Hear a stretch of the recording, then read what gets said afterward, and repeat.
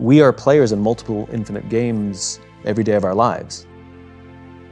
There's no such thing as being the winner in your marriage, There's no such thing as winning global politics, and there's definitely no such thing as winning business. Business is an infinite game, and yet when we listen to the language of too many leaders, they talk about being number one, being the best, and beating their competition. Based on what? There's no agreed upon objectives, there's no agreed upon timeframes. And so what ends up happening is you have people building organizations and leading with a finite mindset, playing to win, in a game where there's no such thing as winning. And when we play with a finite mindset in an infinite game, there's a few very predictable and consistent outcomes, amongst which include decline of trust, the decline of cooperation, the decline of innovation, all of which contribute to the eventual demise of the organization itself. People start business with the goal of winning or being number one, and that's a problem because that's impossible. I've never met a CEO that doesn't believe their people are important. The problem is where on the priority list. Been to any number of presentations where they put their priorities on the wall, number one, growth, number two, shareholder value, number three, our customer, number four, our employees. There it is. See, I do care about our people. And the reality is, as social animals, we want to work for and we're willing to give our blood, sweat, and tears to leaders who understand that the balance of those two essential currencies, the balance of those two things is has to come before resources. Over the course of the 80s and 90s, we've seen systems produced where we're seeing the general population, the middle class, actually be less included in that success. And the reason I wrote The Infinite Game was because I myself got tired of being told by people in positions of authority or people of extreme wealth that I was naive, that I don't understand how business works. And for many years, I believed them. I thought maybe I am the dumb one, right? We all kind of feel that. Because they have the power, they have the authority, they have the money, they know more than we do. But we still go to work and feel uncomfortable. And it turns out that discomfort, that gut feeling, there's something wrong here, turns out the majority actually knows something. And to me, this is a world is flat moment, that the people who've learned to game the system, that this discomfort that we feel, we actually are right. They actually don't understand the game they're in. Business is an infinite game, and when you play with a finite mindset, lots of people suffer, including the companies that they themselves are trying to build. That's the great irony. The great irony is the way you build great companies is with an infinite mindset. The way you build great companies is by prioritizing people before profit. The way you build great companies is will before resources. Both things important, but there has to be this general leaning where we can feel. When we come to work and feel like we're part of something bigger than ourselves, where we feel that our work and our effort is worth more than simply the money we make. Running a business is the same as getting healthy. It's a lifestyle. Leadership is a lifestyle. An infinite mindset is a lifestyle. So for example, you can't get healthy by going to the gym for 9 hours. It doesn't work. But if you go every single day for 20 minutes, you'll absolutely get into shape, 100%. But I don't know when, and it's different times for different people. And leading is the same thing. You can absolutely have fitness goals. You can absolutely have finite goals within the infinite context of being healthy. But there's a practice that you have to do. You have to get enough sleep. You have to go to the gym. You have to eat well. You have to protect your relationships, because healthy relationships really matter to our health. And you have to do all those things vigilantly. And if you miss your health goal, it's okay. You keep working at it and you will hit it.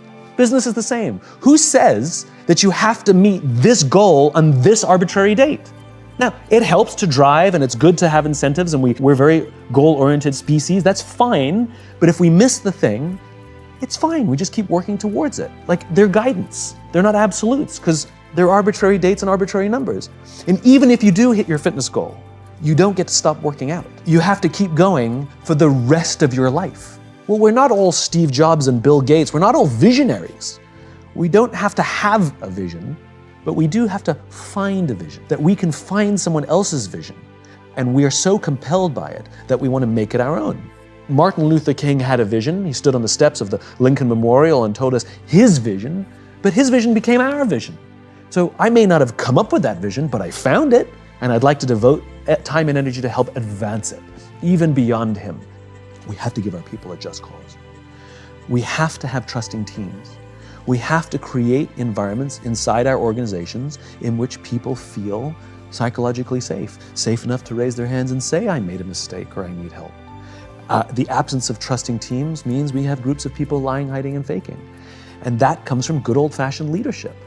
Leadership is not about being in charge. It's about taking care of those in our charge. And the very responsibility of a leader is not to drive performance. Leaders are not responsible for the results. Leaders are responsible for the people who are responsible for the results. And the problem is we don't teach people how to lead. When you're very, very junior, we give people tons of training how to do their jobs. Some people get advanced degrees how to do their jobs so that they'll be good at them. And if you're really good at your job, we'll promote you. And eventually you get promoted to a position where you're now responsible for the people who do the job you used to do, and we don't teach you how to do that. So how can we expect people to be good at their jobs if we don't train them how to do it? Like, would you go see a doctor that didn't go to medical school? No.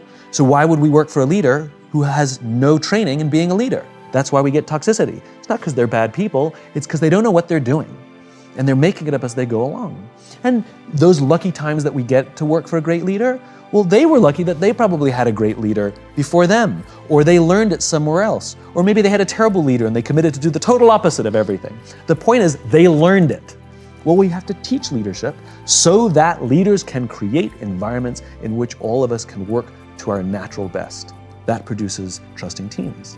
What does it mean to be healthy? You're asking me the question, what does it mean to be a great parent? Like, I don't have 5 things to be a great parent. It's a lifestyle. And it comes number 1 with the commitment that I'm responsible for the life of another human being, the growth of another human being. The closest thing to leadership is parenting. You have to be an infinite student of parenting. You know, you want to be a parent, you ask your friends, you ask your own parents, you join groups, you read magazines, you watch talks, whatever it is, you're constantly consuming how to deal with this constantly changing challenge of being a parent. And it's ups and downs and successes and failures. You know, and that's what it is. Leadership is the same. Leaders, great leaders are students of leadership. No matter how achieved they may be, they're still learning. It's a lifestyle.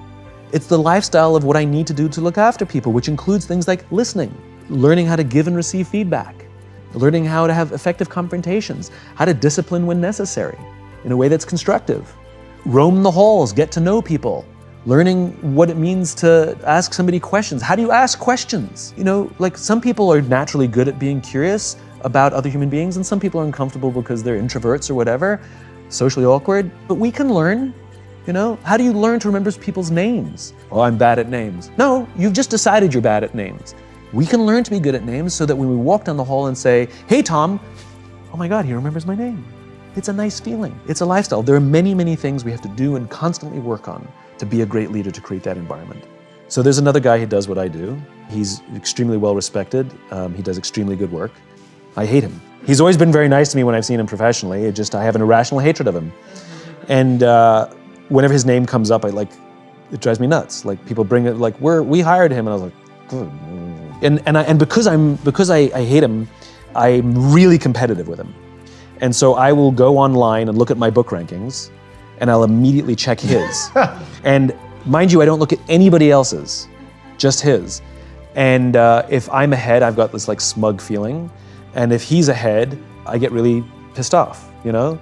So anyway, we had the opportunity to speak at the same event. I don't mean like me in the morning, him in the afternoon. Like, we were interviewed together on the stage. And the interviewer thought it would be fun if we introduced each other. And so I went first. And then I looked at him and I said, you make me really insecure. All of your strengths are all of my weaknesses. And when your name comes up, it makes me really uncomfortable. And he looked at me and he said, funny, I feel the same about you. The reason I had such an irrational hatred of him had nothing to do with him. It had to do with me. He's my worthy rival. His strengths revealed to me my own weaknesses. And instead of confronting and taking a hard look at myself and evaluating those weaknesses and working on those weaknesses, it was much easier to take all of that negative energy and direct it towards him. In other words, to be competitive, to want to beat him. It was a very cathartic experience. We've since become very close friends, have worked together. I no longer check his book rankings. And because we share the same cause, we can actually work together. And so what I recognized was, so often in business, we have these competitors, sometimes on our own teams, that we want to beat them. We've all had the experience where one of our colleagues got a promotion and we got upset, we got angry.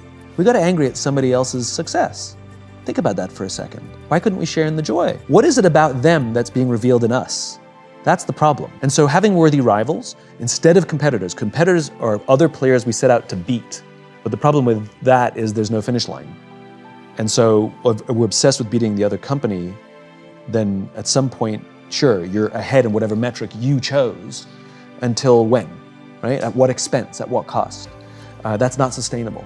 But rather, the other players inside our industry, outside our industry, on our own teams, we can choose our own worthy rivals.